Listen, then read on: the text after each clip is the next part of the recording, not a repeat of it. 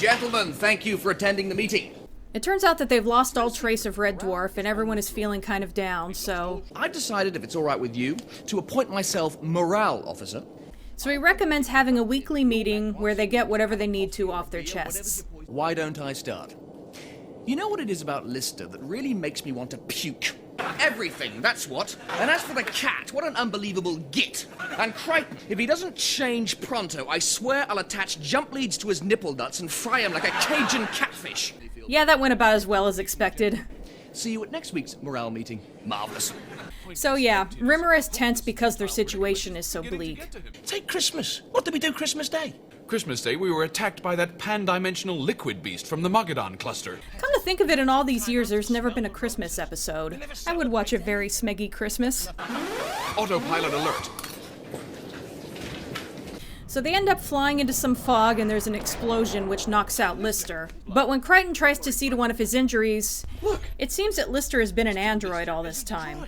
I'm sorry, I'm not buying this. And what's his mission, to rid the universe of Chicken Vindaloo? If he wasn't human, I'd have known by his scent. Rimmer and Kat make good points. Also, earlier in this very season, we saw Lister get his appendix taken out. So Crichton's being kind of dumb right now. But everyone assumes he's right. You think he knows? He probably reprogrammed his own memory to escape detection. Do you remember who your parents were? No, I don't. I was found under a pool table in a box. That's gonna come up again next season. It's just that while you were under, we discovered something rather disturbing about you. It's that tattoo on my inner thigh, isn't it? Look, I don't really love Peterson. He just got me so drunk I didn't know what I was doing. Oh wow, we haven't had one of these since season 3.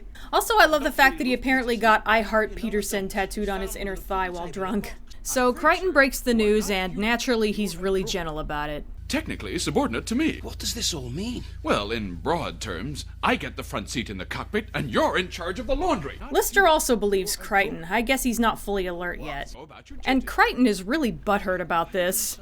Now I find you're no better than I. For 4 long years, I had to hand scrub the gussets of your long johns. A little while later, there's a jolt, but they don't know what caused it. You call those triangular sandwiches? Did you use a set square? I think not. And the chocolate finger display is laughable. Make them into an attractive interlaced log cabin structure or something. Then Crichton finds out that the fog they're in basically creates artificial realities, meant to scare people off. Making us believe Mr. Lister was... oh my. And there's the payoff. You mean he's not a... No. No shit, Crichton. What do you think of the picket fence? Go Lister? And of course that damage on his arm looks normal again. Someone else tell him. I've got gussets to scrub. The scanners are out, and my smell range is practically 0. I love that Kat can't smell through the fog. Anyway, Rimmer wants to back out of the fog, but Lister thinks that they're small enough to avoid the unreality bubbles. This show is weird. Just then they hit one. In this reality, apparently Kat doesn't exist for anyone else. Can't you see me? Can't you feel me?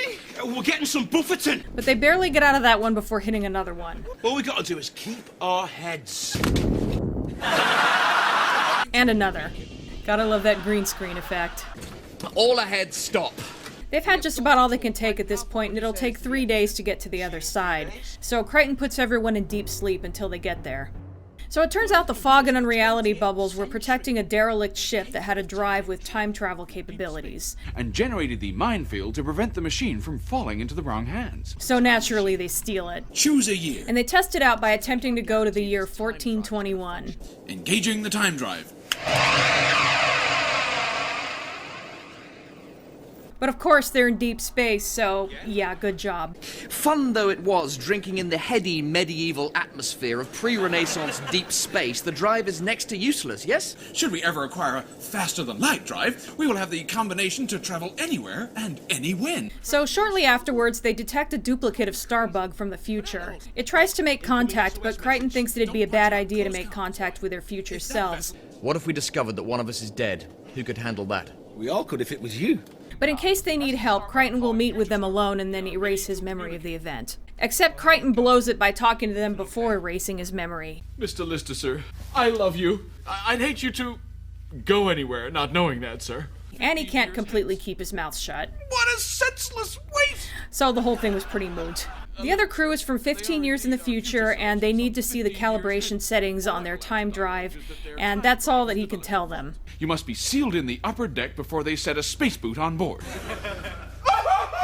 Way to not give away anything about the future, Kreiters. You're doing a great job.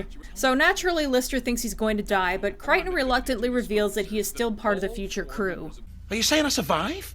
I can say no more. Please, let us not squabble on this of all days. So of course Lister is just really confused now and has to find out what happened to him, so he patches into the security camera so he can find out what's going on. Ah, Mr. Rimmer, sir. Come in, come in. So, Rimmer didn't age a day during the 500 plus years he was in a dungeon on Rimmerworld, but in 15 years he's suddenly an old man. Okay. What a god-awful, depressing little hole. I'm used to the good things in life now, but... I'll pretend I didn't see that. Meanwhile, future Crichton talks like Dana Carvey's impression of Tom Brokaw. Frankly, I can't afford going around looking like I've swapped heads with a damaged crash dummy. Gerald Ford dead today at the age of 83. And here's Lister. I guess this is poetic justice because he once made a joke about someone being just a brain in a jar. My uncle's brains in a jar. It's really sad. Why is it sad? He's not dead yet. You've hardly changed at all. If I hadn't been told about the accident, I don't think I'd even have noticed. Also notice the dreads tied to the top. Yo, we're in. So Lister gets a good look at everyone else, and of course he thinks it's hilarious. You're 2 meals away from being a sumo wrestler. What do I look like? I can't actually see quite clearly. The light is reflecting off the top of your head. And then he sees himself, which Rimmer finds hilarious. Oh dear. What? Is he fat? He's lost a bit of weight, actually. Meanwhile, the future crew has become picky eaters. Crichton, we're epicures now. We travel through history enjoying the very best time has to offer. It turns out they've gone back and forth through time and befriended certain historical figures. Why, only last week Louis XVI threw a banquet especially in our honor. I think they're our favorite hosts, if you don't count the Hitlers. Yikes. Providing you avoid talking politics, they're an absolute hoot. Also, this is weirdly topical. That's all I'm gonna say about that. And enjoy the odd game of mixed doubles with the Goerings. We travel back and forth throughout the whole of history. The finest things tend to be in the possession of people who are judged to be a bit dodgy. Hermann Goering is a bit dodgy. You tell him, Kreiters. I don't recognize any of you. You're just amoral, self-serving scum, freeloading your way through history. So the rest of the present crew has heard enough. You got 2 minutes to get off this ship. I don't know how we became you, but I sure as hell don't intend to help you carry on doing what you're doing. Lister kicks them off the ship without giving them what they need. 20 seconds, into the airlock and git. Now that the future crew is stranded in space, they decide to attack present Starbug. But if you kill us, you'll cease to exist. Better that than be forced to live like you. So the present crew has to choose between giving up the data or trying to fight back and probably get themselves killed. Then I say fight. Mr. Rimmer? Better dead than Smeg. Better dead than sofa-sized butt. Better anything than that toupee. They're so badass. As I said in an earlier video, they've done pretty well for themselves in Season 6, with escaping Legion and destroying the simulant ship, so no reason they won't get through this one too, right? Locked on, fire! Except, Is he okay? Dead, sir. things take a surprisingly dark turn. Kitty, no! Cat! Dead. But there may be And now it's just Rimmer. There may be a what? A way out of this? Is that what you were going to say? Speak, Crichton. How can we change what's happening? But he's still not giving up. He grabs a bazookoid, aims at the time drive, and... so ends Season 6. Yeah, Season 6 really went out with a bang. Seriously, no pun intended. Due to them losing Red Dwarf and the Unreality Pockets and the time drive, there is a lot packed into this episode. Also, the crew gets to see their future selves, and it's not pretty. And not just visually, they have become so gluttonous that they've just thrown all morality out the window in favor of it. That said, I'm really tickled by how the crew is depicted 15 years in the future, since now we can look back and see what the crew really looked like 15 years later, and it's a pretty far cry from that. Hell, 26 years later and they still look better than they do here. 15 years isn't really that long. Why do they look so old? I have a feeling that it's either A, rule of funny, having the crew react to seeing themselves all old and fat and bald is a lot funnier than how they'd react to just looking maybe slightly older. They could also be going for a being ugly on the inside results in you looking ugly on the outside kind of theme with it. So obviously the creators were trying something different here. With every season of Red Dwarf, it was always a crapshoot whether or not there would ever be any more. So they intentionally ended this on a cliffhanger to see if that would help the odds. And it did. Spoiler, they pulled the same trick with the next 2 seasons. And what a cliffhanger it was. This is one of very few instances where death is played straight on this show.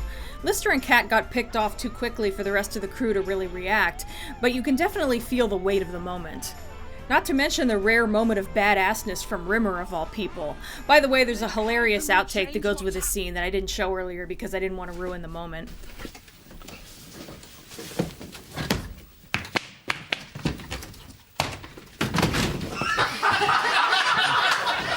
And now I'm done with season 6, and I'm a little bit sad.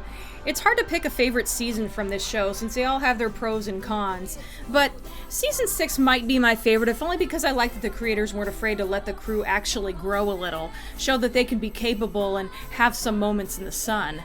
As much as they had to struggle, I think being away from Red Dwarf was really good for them in a way. They adapted and now they're stronger for it. Next up is a season 7 opener, Tika to Ride. See you then.